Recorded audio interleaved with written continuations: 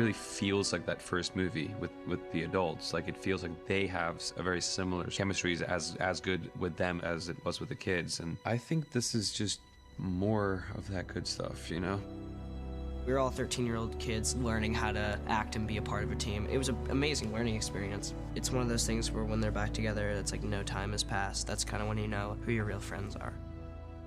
That's what's beautiful about this story that Stephen King has written between children and adults, is that you are the same. You can do things with your life, you can seem like you've evolved as a person, but really we're all still like the kids. The power of unified belief. It's a group faith. It's faith in what you guys believed in as children. You can do it. You can accomplish those things. And I find that really beautiful because the first film and the second film absolutely connect. The first one being learning how to be an adult, and the second film, the adults learning how to be children again. We've been eating and breathing and sleeping through this book for 4 years, making these two glorious movies that have changed our lives.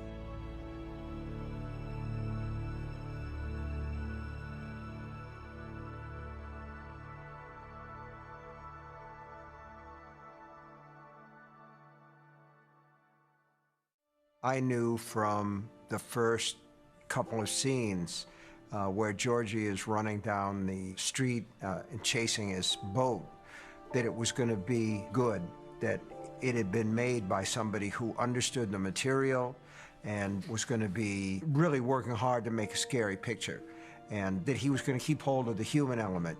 In my mind, this was always like the first half of the story, and not from a commercial perspective. I always imagined that there would be a second part. Please don't go, girl.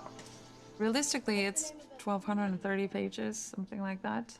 And chapter 1 covers maybe 300 pages. So we had a lot to cover, and we knew that. There is some certainties about the things that you plan in your mind that happen at the end, from what you see and from what you perceive from the audiences. So obviously it's a big deal of confidence to see that your vision succeeded. It also gives you a lot of confidence for the bets that you're making on the second one. One of the things that Andy understands as a filmmaker is that you have to care about the people in the story. With it, he put the kids first, and in the second movie, we see a wider perspective because we see an adult perspective. And as a result, you have an old-fashioned movie experience where you root for the good guys.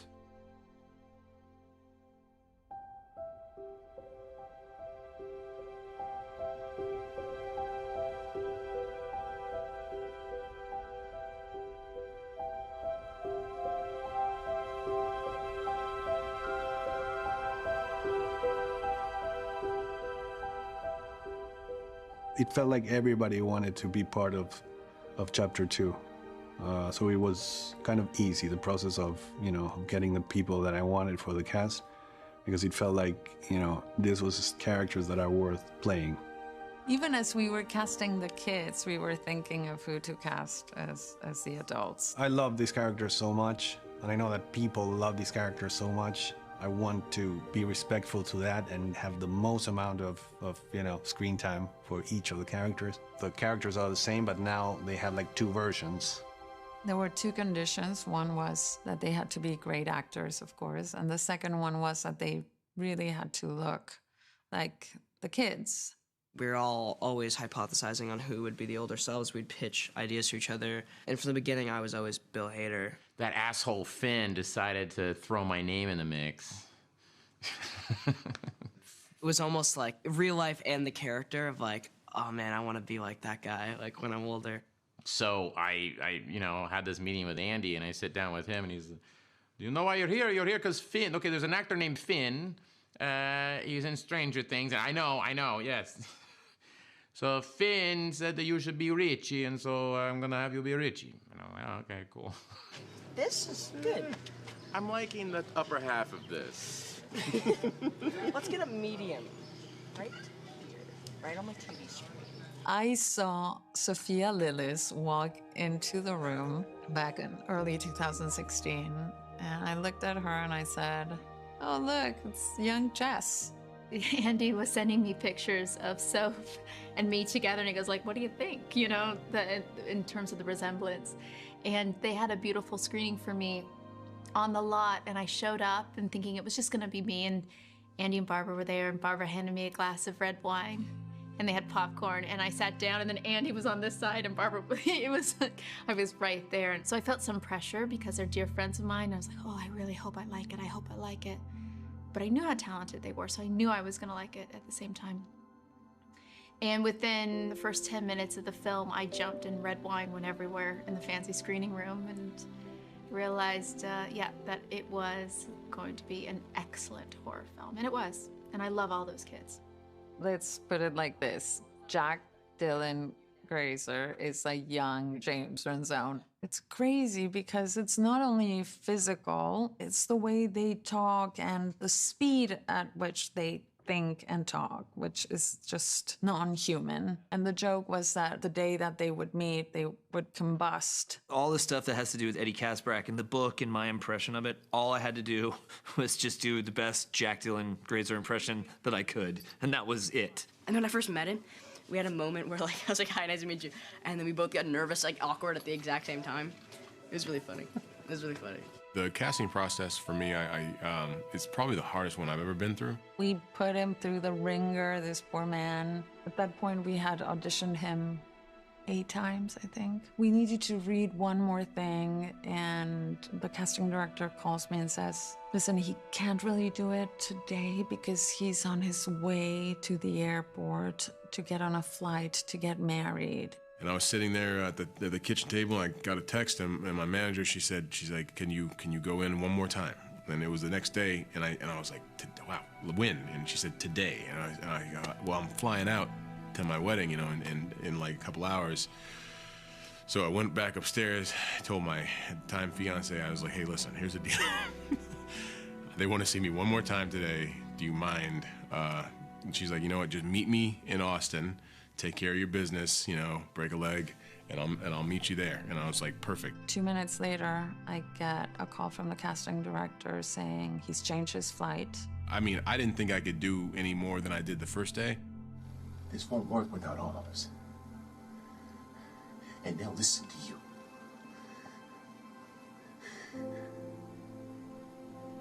They all listen to you. So I did my best, and I thought, I don't know if I even reached what I reached the day before, but apparently I did. And we gave it to him that day. Actually, before I got on the flight, that same day that I auditioned, they called me and they told me that you got it. So I was like, whew.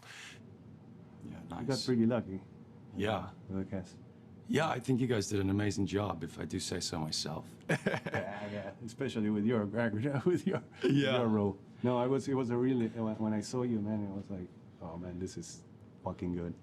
I remember us shooting the first film. We were trying, of course, and we were really working hard, but doing us justice, we were just there.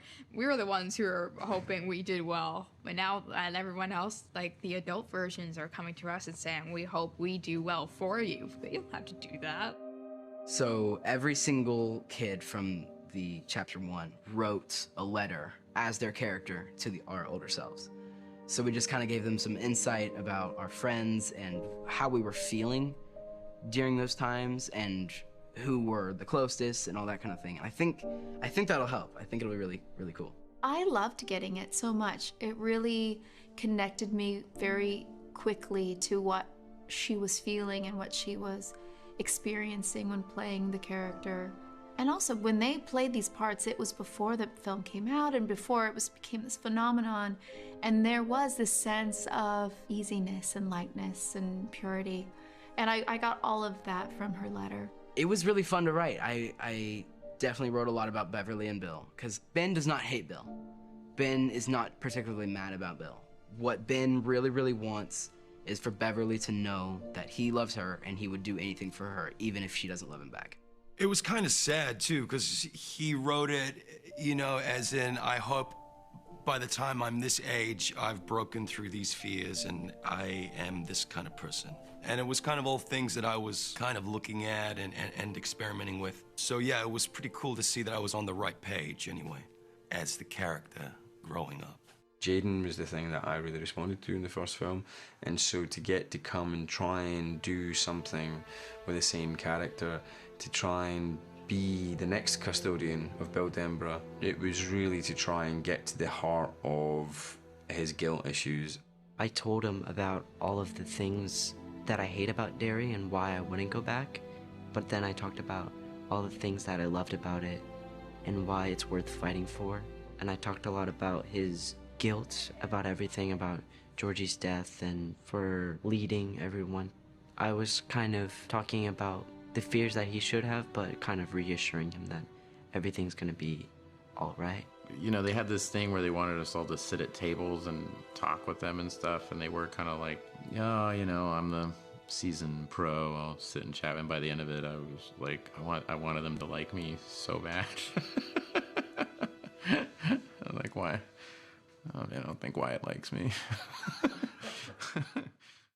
I was in LA for different reasons, months before we started shooting. I'd been away from him for, you know, a year and a half. Oh, yeah, more, almost 2 years. And then Andy wanted me to do a test for a VFX motion capture. And I thought it was just like basically me sitting in a chair, like doing this. But there was he's like, here's a scene for tomorrow that I want you to do. And I was like, oh, weird. Like, I don't know. Like, I've been away from the character for so long, and like, it's gonna be strange just like to go right back into it and do the scene. And I got the scene like the night before. You're sitting in a chair, and there's a bunch of cameras on you to do the motion capture. And you know, and just go like, okay, action, you know. And it was just like, Pennywise. Did you miss me, Richie? Did you miss me? Oh, I missed you. What game should we play? Operation? Oh, I'd like that one. And it was weird. He was just instantly there. And I didn't know that was going to be that way, but yeah, he was just, I guess, ever present and just like exploded out of me. Oh, I know your secret, your dirty little secret, your dirty little secret. Should I tell them, Richie? Should I tell them all? There's something about like me doing Pennywise, full-on Pennywise without makeup on, that's like almost even more disturbing than Pennywise himself, because it's just so weird to see a normal person doing that.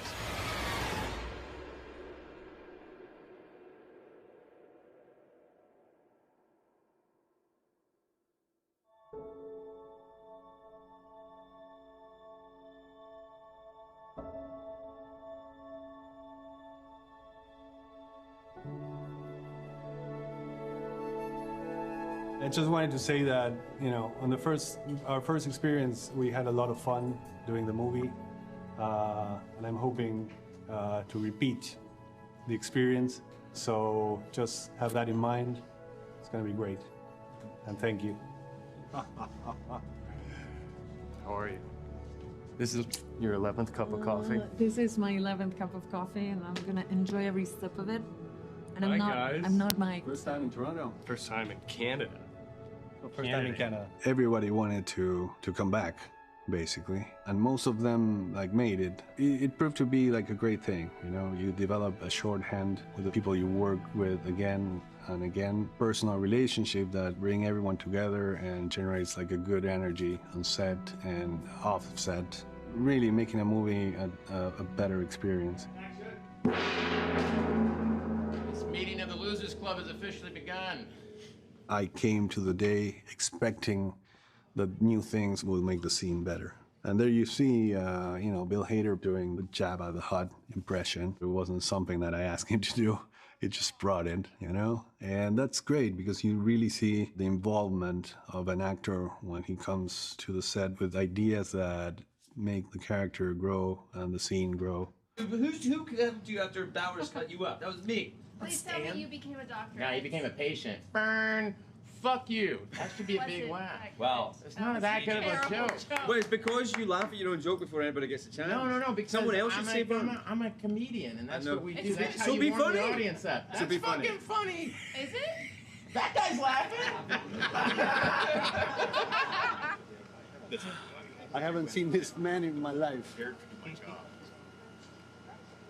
Thank you, Sarah. He just sneaked into the shoot. Yeah, I'm like one of those guys. Yeah, he was asking for anti-acid.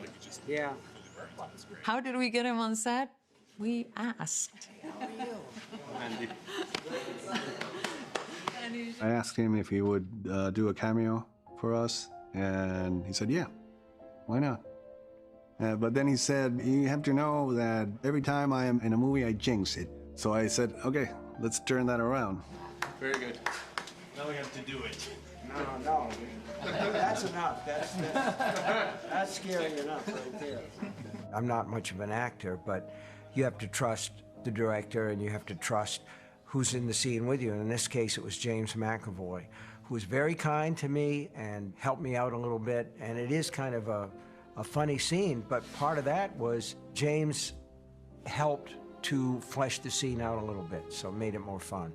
You want me to sign it for you? Nah, I didn't like the ending. I was ready for him to be bad at acting, but he was bloody good. In the book, his character is an asshole, and we had a little bit of like a tete-a-tete in the script originally, him and I, but when we got the pages on the day, they'd sort of cut a lot of Stephen's stuff, and I was like, I don't know about this. So I was like, we need to get some of that sort of assholery back in here. So what I felt really proud of was going back to the book and putting words that he wrote into his mouth. That was like, this is weird, this is meta, this is like Bill Denborough is putting Stephen King's words into Stephen King's mouth. I am now in my mind writing my Oscar acceptance speech. That's a picture wrap on the one and only Stephen King.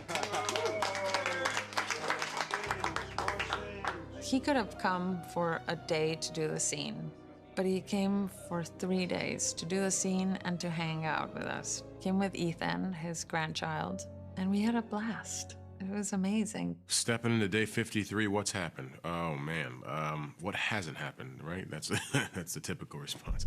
Let's see, we have fought Pennywise, we've been to the cisterns, we've been dunked in water, and we've been dunked in blood. We have destroyed a Chinese restaurant. Everything the losers are cracked up to be, that's what we've done it. You name it, we've done it. Oh no! So Andy, the first one was the color from last year. I know which one it's gonna be. It's gonna be the one in the middle. That looks like barf. Andy loves vomit. He just wants to honor it, so. Right. There's no way of getting out of the vomit. No. Fuck yeah! It's a lot, man. It's a lot. Yeah, we got through last week and it was really funny because I remember thinking, oh man, I'm getting older because I felt really tired at the end of the first week. Dude, that was not gonna stop. That was like fun with him and 6 of his friends. Honestly, and I truly mean this, I get so impressed with the crew. I am more impressed with the crew than anything else because they've been here for so much longer than we have, and they'll be here for so much longer after I leave. The stamina that it takes to get through these days is insane. Andy likes to stack units because he likes to be there for the second unit shoot. So a lot of times Andy and I would do like 20-hour days. Then where are we going now? We're going to second unit. We're not going to principal, right? And why do we go to second, Andy? Because I'm doing double shifts. Yes. Yeah. You're doing double I can't shifts? let go. I can't let go. I have to supervise fucking everything. Andy is like a child, whereas he's a dreamer. His heads are in the clouds. He never gets tired, so he will literally not stop shooting. He'll just go. And Barbara is very good at organizing it and making sure that at the end, you know, we reach something, that we have a goal and we're going to achieve it and we're staying in the budget and the sets are going to be built on time. Andy, you know, he needs that to create what he has, and they need each other because they're incredible partners. The bathroom set with Jessica, the bathroom and the blood, that was particularly challenging, especially for her. When I first got the script and it had Beverly in that bathroom stall and the stall filling with blood, I was like, oh, that's super cool because first of all, it's terrifying and visually shocking, but then also I like the symbolism of it. You know, this idea of what does it mean for her to become a woman, especially in her house where she's being abused by her father. I love the idea of Beverly being swallowed up by blood. I then called Andy, we were talking about the scene, and he was explaining it to me, and he said that the blood would stop here. And I said, well, that's not very visually, you know, exciting. I was like, but why doesn't it go all the way up? If it's like a really terrifying scene, it should be like a Carrie moment, right? He's like, well, I just assumed you wouldn't want to do that. I said, no, if I'm trying to climb out at some point, let's just have me drop in. When you're working with a very tiny set that has to be flooded with something, there's not a lot of space for the cameras.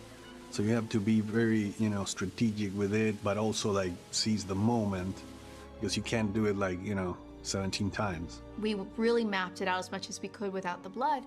And then we would do these things where I would be holding on and he's on, and you know, Andy's on the mic and he'd be like, okay, you can fall. Blood is rising and action!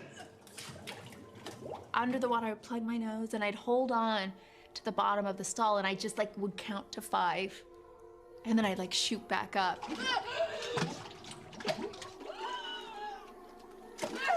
I love you!